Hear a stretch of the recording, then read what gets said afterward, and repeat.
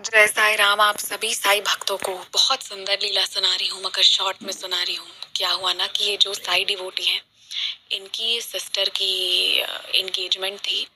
और क्या होता है कि एंगेजमेंट के टाइम पे ना इनकी सिस्टर को उनके ससुराल वालों की तरफ से एक बहुत सुंदर पेंडेंट का सेट मिला था। मतलब इयररिंग्स थी और लॉकेट था। ठीक है, तो जो वो पेंडेंट सेट मिला था वो इनको रखने की जिम्मेदारी मिली थी। अब पता है क्या हुआ, पेंडेंट सेट तो इन्होंने रख ली और वो बहुत अच्छी थी, मतलब तनिष्क की थी, कॉस्टली थी।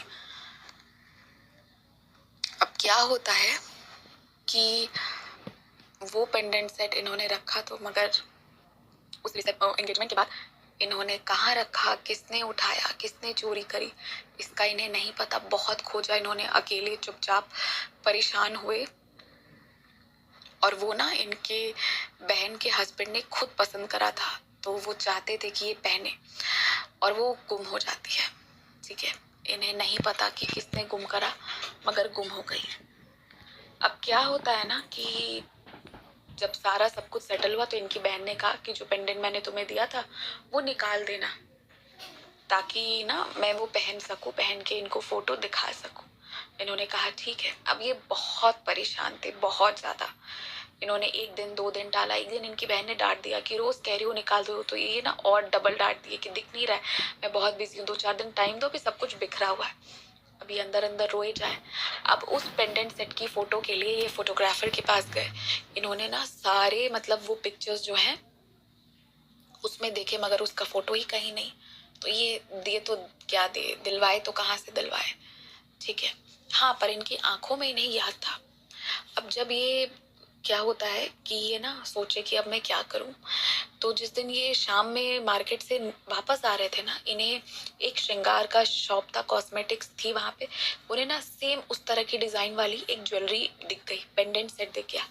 और उसका दाम रहा होगा वही कुछ 1200-1300 रुपए का, इमिटेशन था। तो इन्होंने ना झट से वो ले लिया और उसको प्रॉपर, मतलब पैक वैक करा के, और इनकी सिस्टर को वो दे दिया। और इनकी सिस्टर ने पहना, पहनकर उन लोगों को पिक्चर भी भेजा। और इन्हें लग रहा था कि जिस दिन पकड़ाऊंगा पता नहीं चोर समझेंगे लोग मुझे, इनकी बहन भी इनको गलत समझेंगी, या बहुत ख्याल आ रहा था। हालांकि इनकी सिस्टर ऐसी थी नहीं, इनको अपनी प्रॉब्लम बतानी चाहिए थी, मगर ना ये बता नहीं पा रहे थे क्योंकि वो रिश्ते ऐसे थे, वो तोहफा ऐसा था। और ये मन ही मन रोए जाए, हर दिन अकबकाए हुए, हर दिन बेचैन होकर ये बाबा से प्रार्थना करते थे।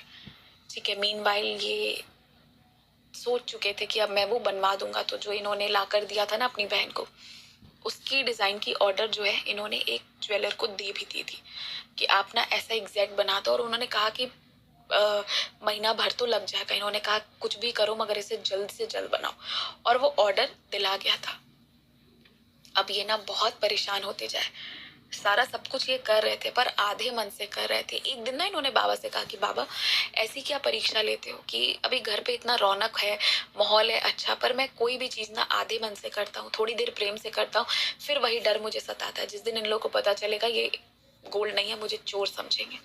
ठीक है, चोर समझे या नहीं समझे वो अलग बात है, समझ ले कोई बात नहीं, मैंने नहीं चुराया, मुझे पता है, लेकिन उसका दिल टूट जाएगा। ऐसा क्यों हुआ बाबा मेरे हाथ से।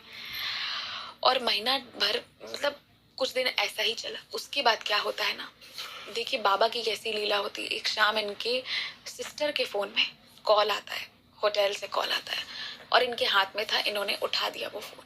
उठाया तो उनका फोन आया कि आपने जो कमरा लॉक किया था उसकी क्लीनिंग हो रही थी और आपका कुछ ज्वेलरी मिला है, आप प्लीज आकर कलेक्ट करिए। कोई होटल वाले को गोल्ड मिलेगा वो क्या छोड़ेंगे। ये तो बाबा की लीला थी कि इनको दिलवाया, लेकिन उससे भी बड़ी बात ये थी ना कि इनकी सिस्टर का कॉल इन्होंने उठा लिया। उस होटल के नाम से सेफ था इनकी बहन के उसमें। ठीक है, तो ये गए होटल और इन्होंने उसे कलेक्ट किया। और फिर जो है जब इन्हें मौका लगा तो इन्होंने अपनी बहन के उसको रिप्लेस किया। इन्होंने कभी लाइफ में गड़बड़ नहीं करी थी, मगर ये सबसे बड़ा गड़बड़ इन्हें करना पड़ा, चेंज करना पड़ा। फिर भी बाबा ने ये हिम्मत दी और इन्होंने ये सब कुछ किया और किसी को पता नहीं चला। ये परेशान तो रहे, मगर जो भी था सब कुछ बाबा ने सॉर्ट डाउन करा दिया। इन्होंने चेक भी कराई थी होटल वालों के रिटर्न करने के बाद, कैसे किसी ने चोरी नहीं किया, क्योंकि ये बाबा की मति दी हुई थी, वरना तो वो गोल्ड मिलना नहीं था। तो नेक्स्ट टाइम सब लोग केयरफुल रहिएगा, ये लीला सिर्फ इसके लिए नहीं है। ये जो फिर हम बाबा शरणम गच्छामी जाते हैं, ऐसे भी बाबा के शरण में ही रहना है, मगर इतना गड़बड़ नहीं करना है हम लोगों को। काम बहुत मिलेंगे, जिम्मेदारियां बहुत मिलेंगी, तो हम कोई गड़बड़ करके ये रीज़न नहीं दे सकते हैं कि हमारे पास बहुत काम था। तो बस गलतियां हो जाती हैं कभी कभी, लेकिन कुछ गलतियां माफ़ी के लायक नहीं होती हैं। इनको तो बाबा ने बचा लिया, मगर हर बार ऐसा हो ये ज़रूरी नहीं है। कभी कभी हमें डांट भी पड़ जाती है, और डांट पड़ने की बात नहीं है, ध्यान रखना ज़रूरी है। हालांकि ये बहुत प्यारे साई डिवोटी हैं, पर हाँ, we need to be more careful. यार मैं रोज़ यही सुनती हूँ कि थोड़ा ध्यान रखो, थोड़ा केयरफुल रहो, इसलिए यही बात आप लोग को भी बता रही हूँ। वरना गैर जिम्मेदार मैं भी हूँ, ऐसा नहीं है कि मैं बहुत जिम्मेदार हूँ, गड़बड़ मुझसे भी होती है। मगर फिर वही लेक्चर आता है जो मैंने आप लोगों को दिया थोड़ी देर पहले। इसी के साथ जय साई राम। मस्त रहिए, बाबा में लीन रहिए, गड़बड़ होगा वो संभाल लेंगे। आजकल मेरा ऐसा ही चलने लगा है।